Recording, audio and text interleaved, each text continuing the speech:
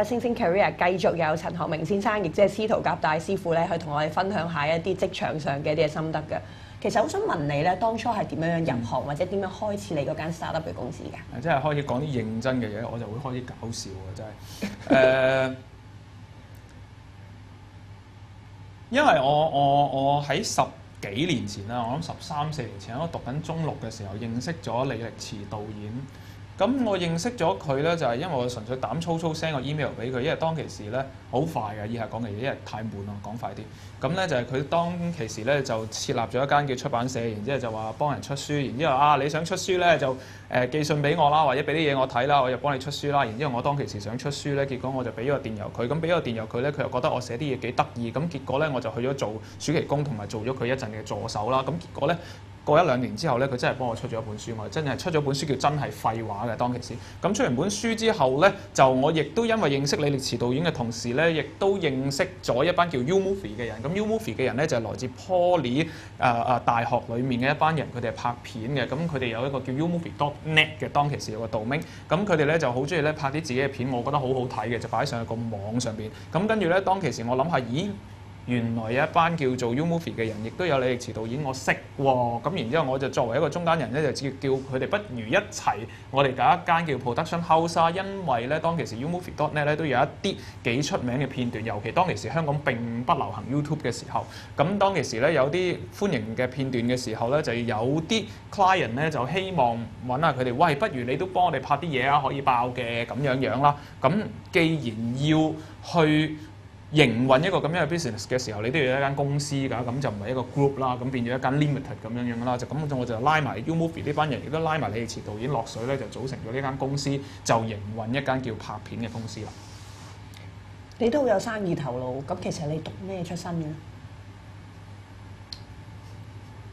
嗱，呢個問題亦都好得意嘅。咁其實咧喺 U-Movie 裏面咧，最主要拍片嘅所有人嚟講咧，都唔係讀拍片嘅。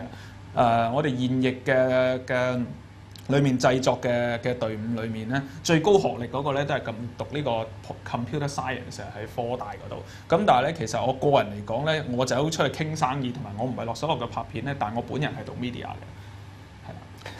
咦，咁其實你哋即係咁多同事之間，或者係大家都係算係一啲伙伴啦。有冇啲乜嘢特別？即係當年，尤其10年前你都好後生啦，今年30歲，咁10年前係20歲，咁其實都係一班年輕嘅小伙子。會唔會有啲即係大家唔夾啊、嗌霎嘅時間嘅？好少喎。從來冇意見不合過嘅。有啊，實有，但係冇乜任何好深刻嘅意見不合。意見不合，日日都意見不合㗎啦。咁但係有冇話好大件事嘅意見不合，就唔係好有深刻嘅印象。咁因為尤其你喺創作上面，大家諗個古仔都可以唔同，呢個已經係一個意見不合。咁但係大家都會覺得，咦，邊個好笑啲喎？咪攞邊個條橋咯，即係好簡單。因為尤其我個人係冇乜情緒嘅，有啲意見不合嘅時候，我唔會停咗喺度，即係我都係覺得，咦，點樣可以令到個客開心啲？點樣可以 fulfill 到佢嘅需要，講到佢想講嘅嘢，即係都係咁咯。咁但係我會有你話回顧翻10年前，我有一個後悔，即係呢個係真係好後悔，就係我係完全冇打過工嘅，我係完全冇正式翻過一份，可能係朝9晚5又好，可能係一個有規模嘅機構底下做過一個職位，完全冇。一出嚟就已經係半個老闆，咁喺嗰一個叫做自制能力啊，或者喺個秩序方面本身就唔係好有秩序啦個人，咁再加上唔識嘅時候就更加死啦。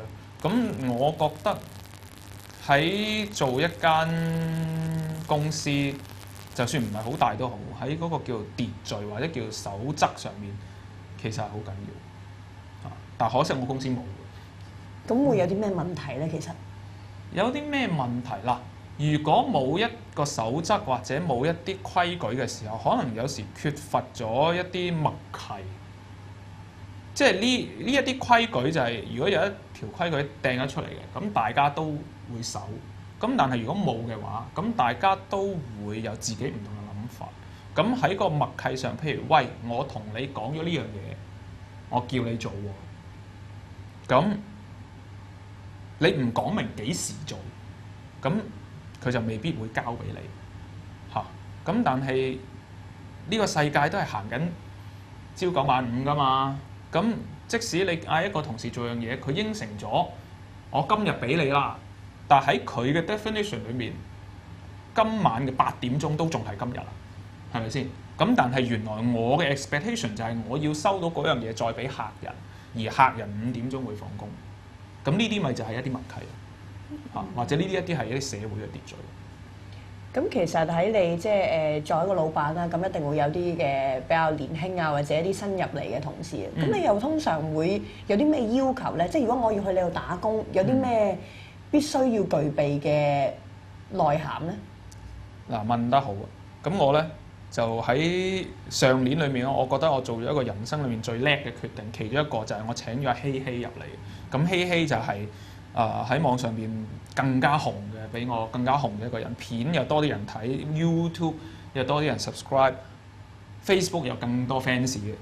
咁咧，我請一個新人嘅要求咧，就係佢對自己嘅要求係高過我嘅嚇。佢入到嚟嘅時候咧，係要影響到我哋公司嘅氣氛嘅。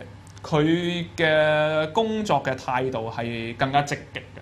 咁我就抵請佢啦，咁所以咧佢咧嘅人工咧係都喺我哋公司裏面算係都 OK 高㗎嚇，即係我希望佢即係你諗下啦，我身為一個上級，即係叫做係上級啦，我冇當佢係下級嚇。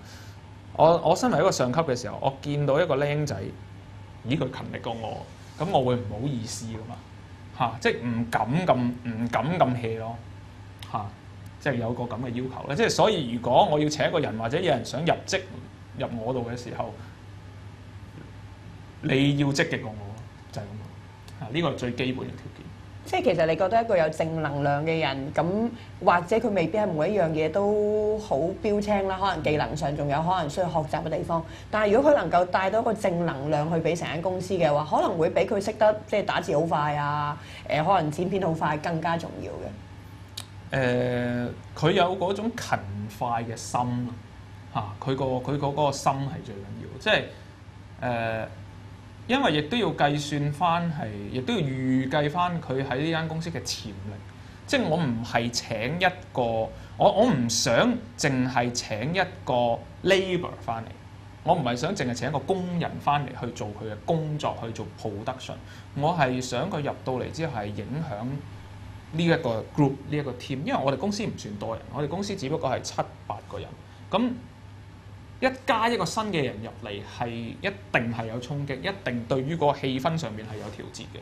咁我係希望可以喺正面嘅方面調節到個氣氛。咁咧，另外如果譬如即係有啲可能未必有咁多正能量嘅朋友，或者啱啱考完試啊，可能因為而家考 DSE 啦，咁可能即係出嚟嘅成績唔係咁理想嘅朋友，無論係大學畢業又好 DSE 畢業又好嘅同學，你會有啲咩特別嘅建議俾佢哋咧？喺揾工上面，喺揾工嘅時候，你要演繹出你唔係一個純粹想揾工嘅人。你扮都要扮到你唔係淨係想純粹我嚟打份工，你要代入翻一個角色，就係你要俾個老闆睇，你將會喜歡上你嘅工作嘅，你將會喺度好耐嘅，你將會影響埋其他人嘅，你將會好勤力咁學習嘅嚇。你要當其時，呢場戲應該點樣做嘅咧？其實呢場戲係點樣做？好多人都會講啊，其實我都好想同你打工嘅陳生，我都好中意製片嘅。其實我都有擺片上網㗎。咁其實足夠未咧？如果咁樣講法，肯定唔足夠咯。爭啲乜嘢咧？即係，但係你如果咁樣問嘅就好 specific 喺我production嗰個行業啊。但係即係如果以一個即係態度上啊，或者係即係見工嘅技巧上，你會有啲咩提議可以俾人哋會覺得哦，你真係其實對呢份工係有一份熱情咧？又或者調翻轉，你唔好俾人看穿咗你係冇熱情㗎咯。即係其實好多人去見工嘅時候，都會擺出一副我諗住嚟打份工嘅面口。咁老闆就一定好叻睇得到呢樣嘢。咁如果佢係睇得到呢樣嘢，除非你嗰個崗位係極之不重要、極之冇價值嘅啫。如果唔係咧，就好難令到老闆請你。咁所以你調翻轉，你應該諗下，你點樣呃咗自己先。首先你所有呃人都係㗎啦，你所有呃人都係，你所有身為一個演員都係，你要呃人，你呃咗自己先。你要呃自己，你係好中意呢份工。你要揾啲嘢中意佢，你係呃自己，你好中意呢間公司嘅。咁然之後，再去到人事部面前嘅時候 ，interview 嘅時候，你再呃佢，我係好中意你嘅，咁樣。咁究竟詳細係點樣做咧？每個人嘅做法亦都唔同。咁咧，如果真係要講嘅話，我就要開班講㗎啦，因為嗰幾分鐘係講唔到嘅。眼神好冇眼神同埋你嘅儀表啊咁啊希望將來係有機會喺你嘅 channel 嗰度同大家分享下點樣可以用眼神去揾到份工翻嚟啦。咁啊，今日嘅星星 career 咧，暫時只能夠嚟到呢度啦。咁啊，希望大家將來會喺即係司徒夾帶師傅嗰個 channel 嗰度啦，睇到更加多關於可能揾工嘅資訊咁樣啦。唔係，或者上我 Facebook 都得。係啦，我 Facebook page 係司徒夾帶，你就咁 search 得㗎。係啦，咁啊，大家可以去到師傅嘅 page 嗰度，咁啊，跟佢學下嘢啊，通識又好，政治又好啦。今集嘅星星 career 咧就嚟到呢一度先啦，下一集我哋再見啦，拜拜。